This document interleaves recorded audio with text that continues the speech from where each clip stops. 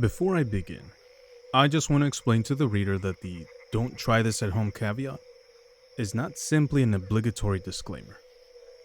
What I did was a very bad idea, and though I had a sitter, though I had taken all the precautions necessary, it was stupid, regardless. Just because you can survive a punch in the face doesn't mean it's fun. I started last week on Saturday. I found the leaves in the woods behind my grandmother's house when I was looking for some shrooms. I have found fly agaric there before. My grandmother confronted me when she saw me carrying them back to the car because she knew exactly what they were. I came up with a really shitty excuse that I was going to feed them to my neighbor's rabbit, which only made things worse because she knew what it would do. I threw them over the fence and then went back to get them before I left. I hadn't eaten that day, which I thought was a good idea, and decided to dry the leaves with a hairdryer, which was a dumb idea. They just blew onto the floor.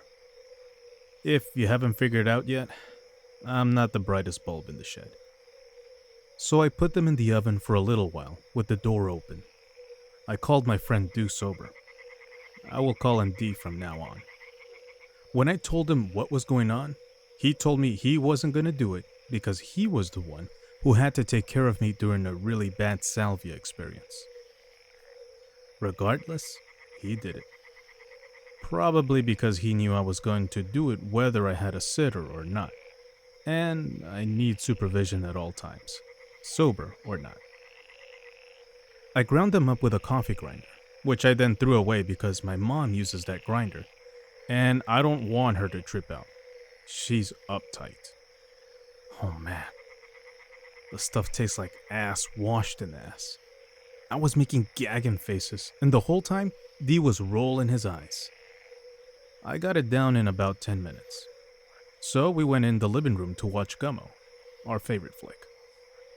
He started smoking a cigarette, and I put in a wad of chaw to bide our time.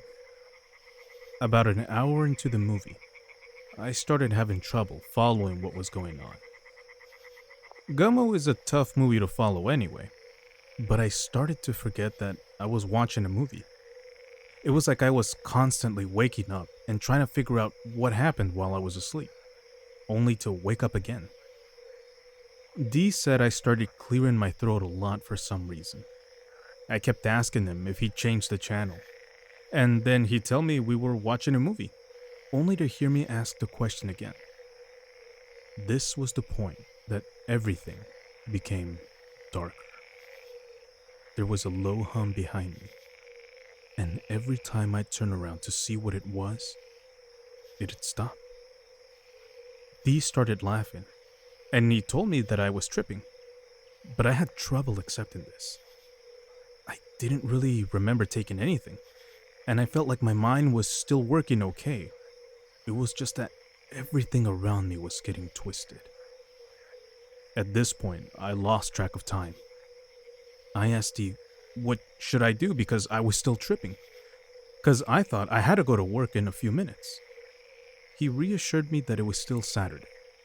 Then he asked me how long the trip lasts. I told him the internet said 3 days, and then I realized how fucked I was. I had work on Monday. He told me to call in sick, but at this point I forgot what he was talking about. He said I got up, walked to the bathroom, turned on the shower, and started throwing the towels into the shower. I remember seeing myself going into the kitchen and sending a telegraph. But then, the telegraph started making grinding noises, it suddenly disappeared. D, being the film freak he is, ran into my room to get the camera. Unfortunately, for the next couple hours, I didn't really do anything exciting. Instead, I curled up into a ball and rocked back and forth like a mental patient. I did have a classic quote though. Under tapestry, ho wei, followed by a bunch of Mandarin. I'm bilingual. I remember right about here hearing this tup tup tup noise from my chest. As I started concentrating on it, an image of yellow worms eating at my heart flashed across my face, and suddenly my chest hurt a lot. I sort of woke up to Dee calming me. I had started crying and telling me that I was fine. I reached into my pocket to get some chaw when I was back into Crazy World. I didn't know at the time, but Dee had taken my chaw away from me because I kept taking out some tobacco, then putting it in my pocket. It was funny at the time, but he got worried I might start eating it.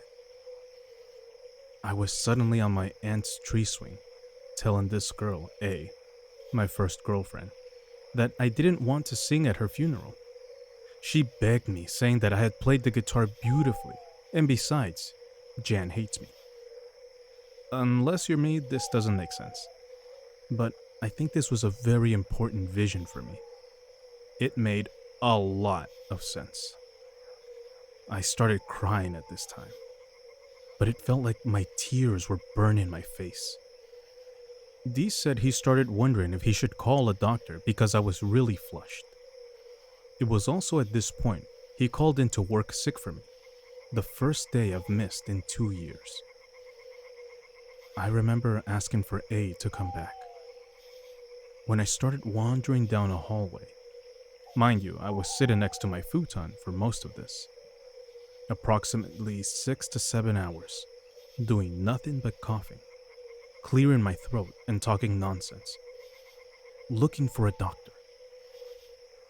This is where things get weird. I have a pet Burmese python named Mildred, and she started banging her head against the top of her cage like she was trying to get out. This is really weird for her because she's very docile. You could poke her in the eye and she wouldn't even hiss at you. I somewhat remember this, or maybe I think I do because it's on video. Dee started to get really tired, but he wasn't going to doze off because I guess I was still acting freaked out. I think this may have been the point where I thought I was in a wheelbarrow full of rats, thinking it was my throne.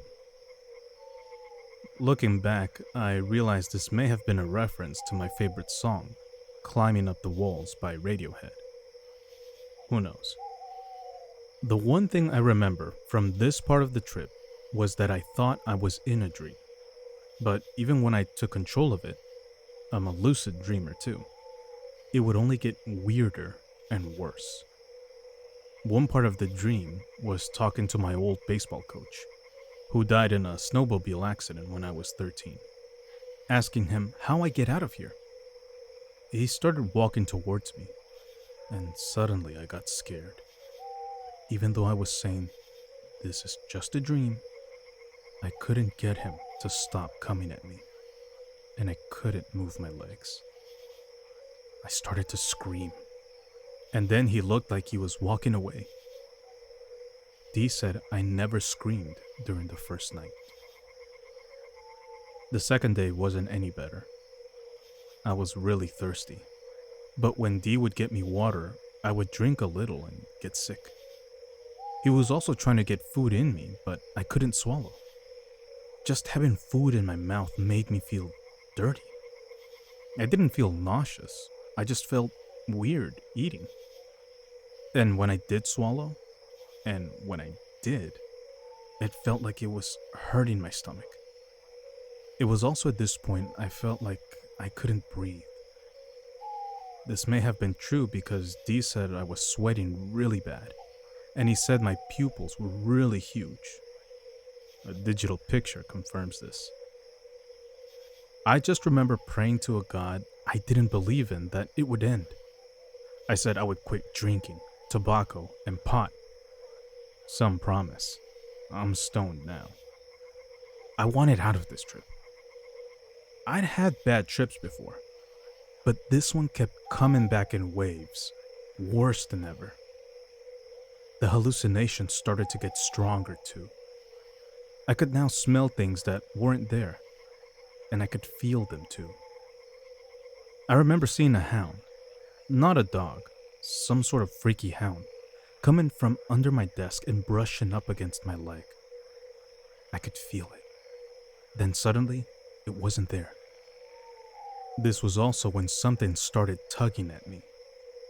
It felt like some force was pulling me backwards, and if I turned around, it would still pull me from behind. Mind you, I wasn't really moving all that much, but I thought I was.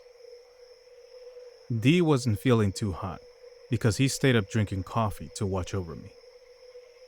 Gratitude doesn't begin to describe what I owe him.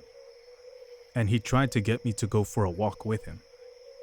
Every time he tried to pull me to my feet, he said I would stumble and fall to the floor. I would sit down really hard. I also started pushing on the floor too. He said my jaw was locked really tight. This is the part of the trip that memory sort of fails me. I remember bits and pieces, like hearing sirens and pounding on the walls. I remember watching my computer monitor fall over and burst into blue flames. I started to get hungry, but every time D brought me something, it would make me sick to see the sight of it. I found a silver dollar on my desk, and for some reason it made me laugh. I started playing with it. Then all of a sudden it got heavy, so I tried to throw it back on my desk. It ended up landing like 3 feet away from me.